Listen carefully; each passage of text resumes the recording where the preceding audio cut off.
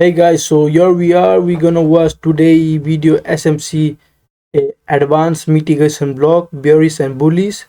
And by the way, the disclaimer of the channel, we only post educational video. Okay, everything is educational video. We post bootcamp.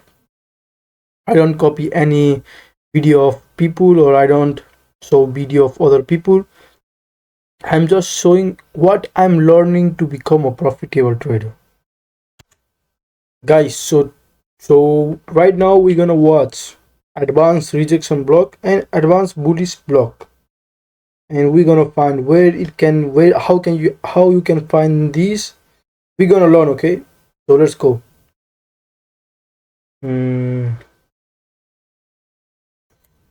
Because I was getting so many messages. I literally got irritated. I got so many messages that I decided to do a new live stream today. So, today's topic is the rejection block. What is this rejection block? What is it? We'll understand it in detail. What are its criteria? Where can I find it? How can I trade it from? And we'll learn about the entry model. Okay, so, what is a rejection block? A rejection block is an ICT block. Just like the inner circle trader, we have a mitigation block, an advance order block, and a breaker block. This is a rejection block. Okay, now, how do we identify a rejection block? There's a simple way to identify a rejection block, brother. A candle like the one you call a pin bar or inverted hammer is specifically a rejection block of the ICT. So, don't think I'm going to teach you the entire pin bar, candle, and hammer. No, brother, it's going to be very advanced and you won't find it on YouTube. Brother, I guarantee it. After watching this video, browse my entire YouTube channel. If you find it, let me know by commenting on the channel that you found it. You taught me what everyone else is teaching, and unsubscribe. This is an open challenge, okay? But there must be some valid basis, because I know what a real ICT is. What a real SMC is, okay? Does an order block FVPG mean you're an SMC player? No, brother, there are many things, okay? So, what does a rejection block basically look like? It's kind of long, with a short end body. Right? In this case, even in the bullish case, look at how small the body is and how thick the wick is. Comparatively, the wick is larger than the body, so that's the rejection block. So, does this mean that every candle is a rejection block? No, it has its own criteria. What are the criteria now? To validate a rejection block, it's very important to have 3-point swings. Okay? It's very important to have 3-point swings, okay? Right now, I'm writing 1, 2, 3 here. So, if you understand what I'm doing, okay? So, look, this is the first swing, a high, a second high, a third high. Okay? So, here you can call it a head and shoulders pattern, isn't it? It's a favorite among retailers. What's the point here too? Take one swing, take another swing, take a third swing, okay? But if you look at this second leg, this week or this low, is lower than the previous 2 weeks in the bullish case. And in the bearish case, it's higher than both cases. Okay? So, this second candle forms our rejection block. For a rejection block to form, it's crucial to have a 3-candle swing. In this, the second candle formed after the first candle should always close below the high of the first candle, if it's bearish. Okay? And if it's bullish, then the second candle should always close below the high of the first candle. That's it. Okay? Now that's the first criterion. Okay? Third criterion. What is the third criterion? The third candle should never go above the high of the second candle. Okay, this is the high of the second candle. It shouldn't go above it. Correct? Here, it's bearish. How about bullish? The third candle shouldn't go below the second candle's low. Correct? This is the criteria for validating a complete rejection block. Okay, you've understood that 3 candles are swing highs and lows. But what's the psychology behind it? If you ask me, I'll explain it to you here. Look, I'm describing a bearish case. You know, the market operates by swapping liquidity internally and externally, and it always works that way. Correct. So if we understand the scenario of a bearish rejection block, what's the psychology here? What's the logic behind it? Why is it valid? Or why does it work? Understand this. Where did the first candle open? It's a bullish candle. So, the opening of a bullish candle will always be below. Correct? The bullish candle opened below. It went down a little. But what happened? Buyers entered here. They pushed the price higher. Okay? Now, when they pushed it higher, what happened?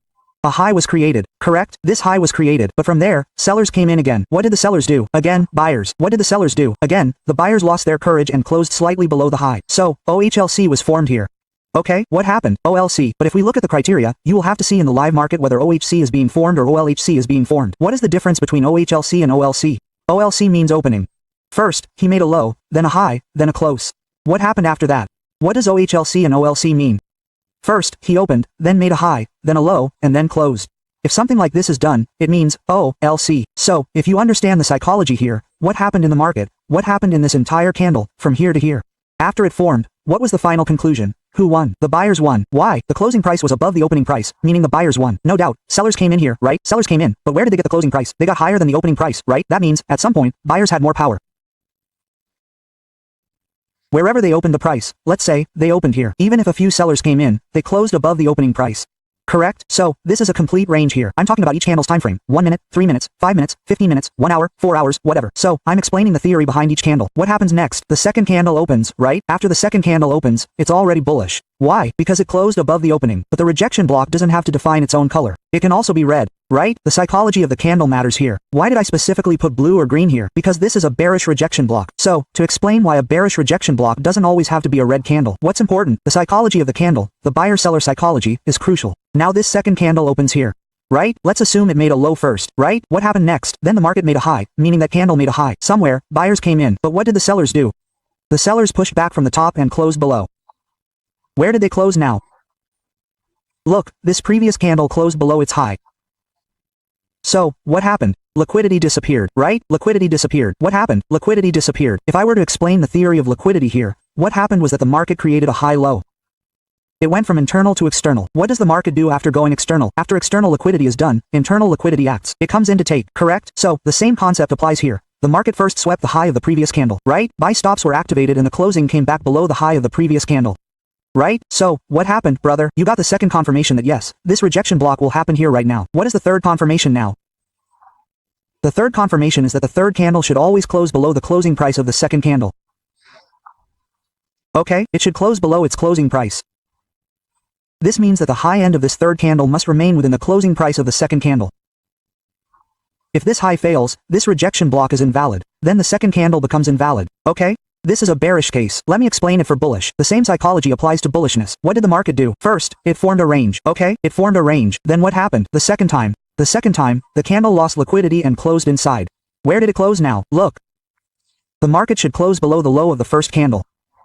Why? Because what were we expecting in a bearish case? We should close below the high of the first candle, correct? Of the first candle. So, in a bullish case, we'll have to reverse this. It's simple. So, it closed inside the first candle. No doubt, it performed a liquidity sweep. That's what we need. A rejection block will only form. It performed a liquidity sweep inside it and closed below the first candle's low. Correct? So, this is our rejection block. What do we need to give it further confirmation? We need a third candle. So, what should the third candle always do? It should never breach the second candle's closing price. Okay, I'm talking about the bullish case. If we assume that this is its low here, what would the market do? Even if the market swept its liquidity and came back inside to close, it wouldn't be valid. The market wants this, which means that the criteria for a rejection block is that the third candle should remain within the second candle's closing low. Its low should not be breached, not even with a weak, no way, no way. Yes, even if this candle opens below it, it's okay. This third candle should always be above the closing price of the bearish candle, okay? And in the bullish and bearish case, the high of the second candle should always be above the closing price, sorry. And in the bearish case, the closing price of the second candle should always be below the closing price. Okay? So, that's the complete criteria. If you see a scenario like this on the chart, it's a proper rejection block. Okay? So, that's the way to identify a rejection block. But now, the consideration is where to find the rejection block. Because not every such long, weak candle is a rejection block.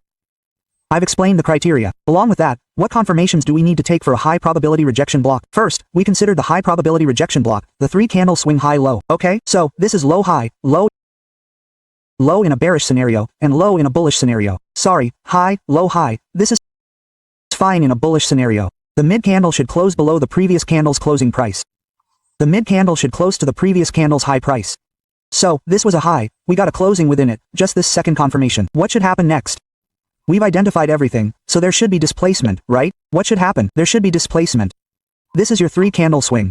So, this is our rejection block. What should happen next? Displacement. That means, if the bullish candle is a bearish scenario, what should happen here? It doesn't matter how these 4 candles open or where they open. What should happen next? There should be a huge displacement. Correct?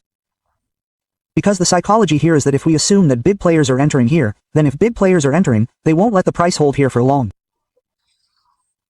Simply by executing their large quantity or by having them execute large quantities, they will push the price downwards drastically. Right? Or the price will be pushed. So, these kinds of big candles should form. For example, look at this. This is called displacement. Displacement as in what is called FVG. It should form FVG. If FG is formed, we will consider it, yes, brother, this is a real rejection block. We can play it in the future. Right? That's it. Similarly, we should see displacement here for bullish sentiment. Correct? This kind of displacement is something like this. It will be green now. right? The color of the candle doesn't matter. The psychology of the buyer and seller matters, correct? So, here's a displacement. What is this now? What isn't? To understand displacement, you'll have to watch all my previous episodes to see what I'm talking about and what I'm not. Okay? If you come to understand it directly, it will cause problems. Okay? So, first look at the previous things and then this. Don't trade it directly on the chart, brother. You need to test it first. Right? So, this should be displacement. Okay? Then, what do we need after that? We've identified the rejection block. We've done everything. But is this our correct order flow? What is order flow now? Let me explain it to you. Order flow means, simply, you need to see if the market is breaking lower lows or if it's breaking higher lows and reaching higher highs. That's what you need to see. Correct. What's happening here? A low has formed. Change its color for a second. A low formed. What did the market do here? It broke it. Then another low formed. It broke it. So, if you're looking for a bearish rejection block from a bearish one, you need to know if my order flow is correct. That is, if I want to go bearish, am I in a downtrend? You've identified this. Correct? What's next? Yours is just a second ahead of that. Should I do this here? Just a second. What's the scene after that? After that, if you want to find a bullish order rejection block, you need to know if the market is breaking its previous high. If it's breaking the previous high, that means you have to buy from here, from below. So, you found a rejection block below. But you need to check the back of the order flow to see if it's breaking the high or breaking the low. You have to see this correct. Correct? This is where most traders fail. They trade against the order flow. Right? That means bearish order flow is always ongoing. Right? Bearish order flow is always ongoing in the market. What do? Here you find a rejection block, you sit back, you get a little reaction, then, boom, your stop loss is hit, right? That's why, brother, the rejection block isn't played anywhere. Order flow is very important. What is your order flow? Similarly, in bullish considerations, you have to see if the market is making higher highs or lower highs and lower lows. So, what do you do here? At every bottom, at the previous bottom, you'll take a buy here, but you have to check the order flow to see what the order flow is. This is how the rejection block works, right? We've seen that. Now, let's understand on a chart how the rejection block appears on a chart and how we trade it. So, brother, this is a live chart of gold. Okay? We also played the CPI on September 11th according to this. It was played according to the rejection block. Okay? So what was our scenario here? What was the first scenario? The first scenario was that we needed a 3-candle swing. Correct? So, look here, we got a 3-candle swing. We got this 3-candle swing. What are its criteria? Let's say the first, the second, and the third. So, we got a 3-candle swing. So, what is our criteria? The closing of the second candle should be above the high of the first candle. Correct? This liquidity disappeared. This was the high of the first candle. This was the low of the first candle. What did the market do? The second candle opened, went up, and closed below the high of the first candle. Okay? So, this is our confirmation. Okay? The third candle, this third candle, should always be below the closing of the second candle.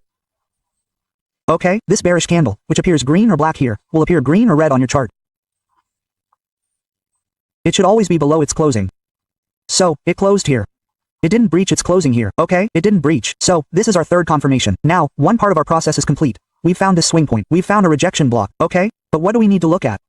Is our order flow correct now? Yes, absolutely. What has the market been doing recently? The market was previously in a market maker buy model. What has the market done since? It has transitioned to a market maker sell model, okay? What is the market doing? It's breaking its previous low, correct? So, here, you've also got the order flow correct. You've also got your swing correct. Okay, this is additional confirmation. Now, what do we need for a third move? Huge displacement, correct? So where did you find a huge displacement? Look at this. A huge displacement has occurred. Why? Because if we believe that big players are entered here, what do SMC ICT players do? They track big players, correct? If we believe that a big operator, or anyone else, is actually entered here, they won't let the price sustain here for long. They'll try dramatically to take it down. Correct? So, how do you trade here? We've also come to the entry model. But let's understand a little about what a rejection block looks like. What is yesterday's CPI, brother? It's yesterday's CPI. It's the September 11th CPI. Go and watch my September 11th New York stream. I had planned this whole thing exactly the way it was planned, and the market responded accordingly and gave us a TP of 200 to 180 pips, or roughly, 200 pips. Correct? So, this is the rejection block. All our criteria matched here. This is for bearish. Now, let's look at the bullish one. Now, I want to show you a little bit. There were rejection blocks for bullishness here, but they failed. Look, this was a rejection block. What was in it? This was a swing of 1 second, this third, this 3 candles. Correct. All the criteria matched here. You marked your rejection block. What happened? It failed here. So, why did it fail? Because they were about to trade the rejection block, or were trading against the order flow. What happened here already? There was a swing point here. It broke that swing, and its order flow just changed. Its order flow is just starting. The sell-side market maker's sell-side model. Correct? So, you'll look for rejection blocks here, not buying blocks. You'll look for selling blocks here. Correct? You mark the rejection block against the market's order flow. It showed a little rejection sitting there. It broke it, correct? So, brother, it's important to understand the market's order flow, okay? What is order flow? We've done that. We've understood bearish. Now, let me explain to you the bullish order flow, that is, in the live market, okay? Look here, brother, this isn't a 1-year-old chart. Look, this is the chart from September 9th, okay? This is the chart from September 9th. What was the market doing here? The market had recently broken its structure. Correct? And it was forming higher highs. So what do we know, brother? The order flow is making higher highs. Correct? So, we know the order flow is making higher highs. What do we need now? A 3-candle swing. Correct? What is a 3-candle swing, brother? Look here, where I'm finding a 3-candle swing. So, here I found this 3-candle swing, okay? This first candle, this second candle, this third candle, okay? This third candle. What's the criteria here? The criteria is that the second candle's closing, okay? Its closing should always be within the previous candle's low. So, this was the low here. Because we're looking at bullish sentiment, we're considering a low. So, the closing of the second candle came within the first candle's low, okay? Then the opening of the third candle should break its low. Okay, it should break its low. Okay, it didn't break its low. We got one more confirmation. So, what happened here? A valid 3-point swing has been formed, correct? This has become a valid 3-point swing for you. And here, you're ready to say, yes, brother, we can consider this a rejection block now. But you still need more confirmation. Do you need confirmation that it's formed, brother? But how can I believe that this is a rejection block? So, there's some science behind it. What science is there? Like I told you, if there really is a rejection block in the market, and we believe that big players have entered here, then FVG displacements will occur here. Correct? Like, look, FVGs are forming here, okay? So, we got one more confirmation. Okay? Why did it fail now? Why did this market fail? We'll discuss all this in future lectures. Okay? As I teach you more fully, you'll understand it all. Okay? So what happened in the market? The displacement has also occurred. All the criteria have matched here. Our order flow is correct. Okay? Our order flow is making higher highs. It's going above the previous high. Our order flow is correct. Everything is fine. So what will we do, brother? We'll mark this rejection block that was created as valid. Okay? What did the price do? You can see exactly. The price tapped the rejection block here and boom. Okay? How many pips? Okay, brother.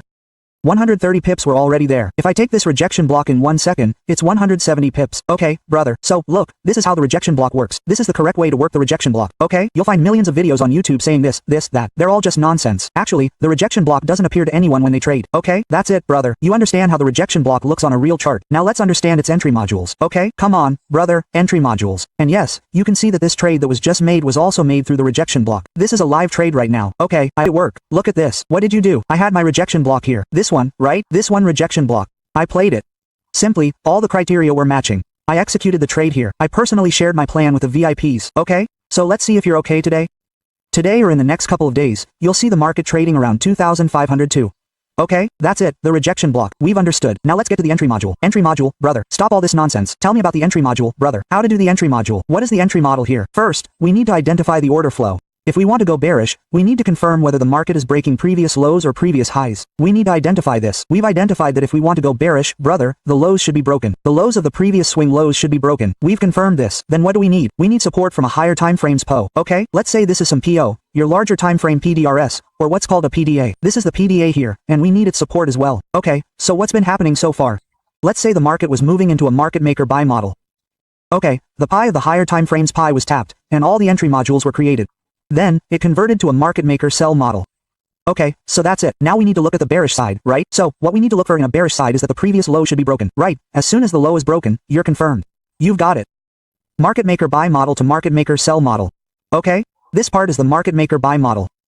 I'll change its color. And this is the market maker sell model. I'll post a detailed video on this as well. I'm just giving an overview, not a brief. I'll explain the scene in a shortcut. MMSM and MMBB. MMSM means market maker sell model. MMBB means market maker buy model. Okay, here you have it. You have found the POI for the higher time frame. What did you find on the POI for the higher time frame? Rejection block. Okay, what did you find here? Rejection block. Now I'll show you the same thing on this live chat as well. Whatever I planned, I'll do it. Okay? Here, if you look at it previously, here I had POI according to the 4-hour or daily POI of the higher time frame. Okay, the market tapped this POI. What was the market doing? The market was doing it. It was following the market maker buy model. It was breaking the previous high. Okay? This was in the market maker buy model. Okay? The pie of the higher time frame was tapped. What do we need after the higher frame? Pie is tapped. A market maker sell model. We've got the market maker sell model, brother. Okay? We've got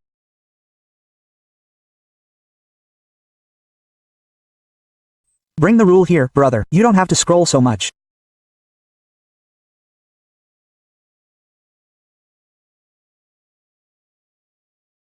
Okay, it's converted to a market maker sell model here. What's next? The MSA check. Okay, I'm working with the ICT SMC player for 15 minutes. What did they get after the 1 minute? The MSA check. That is, where did it go after the higher time frames pie is tapped? Yes.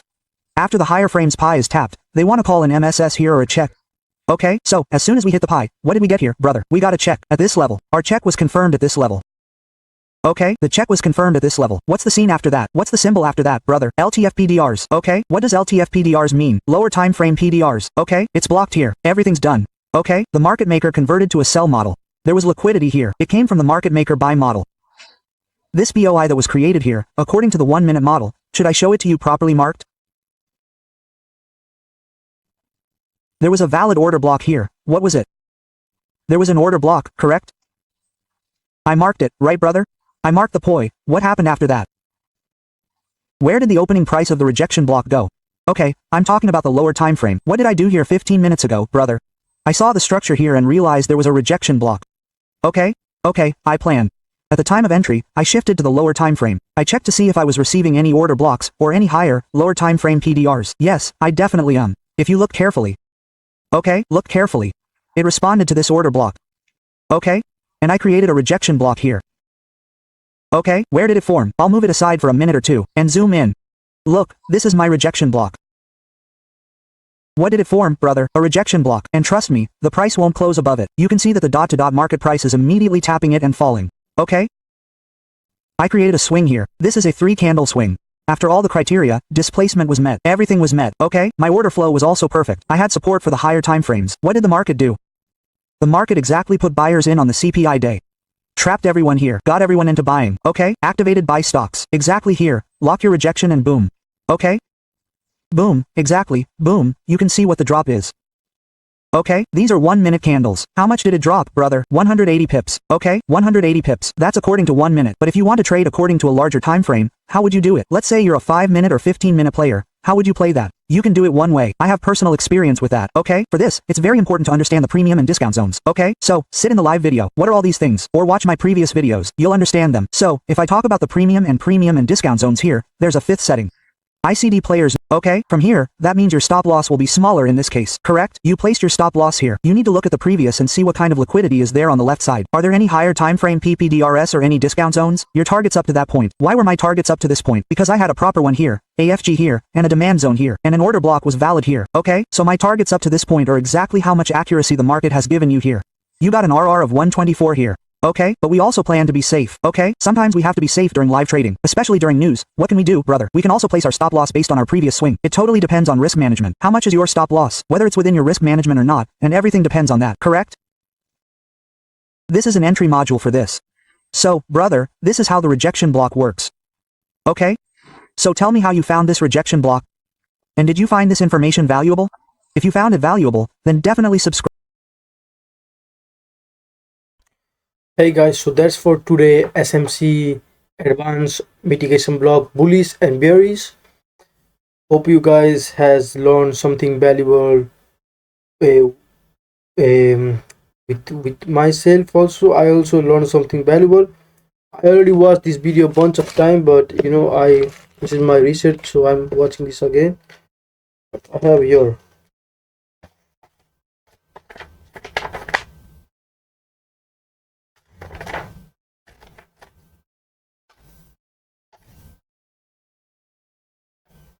You know, advanced mitigation block, all I have everything written.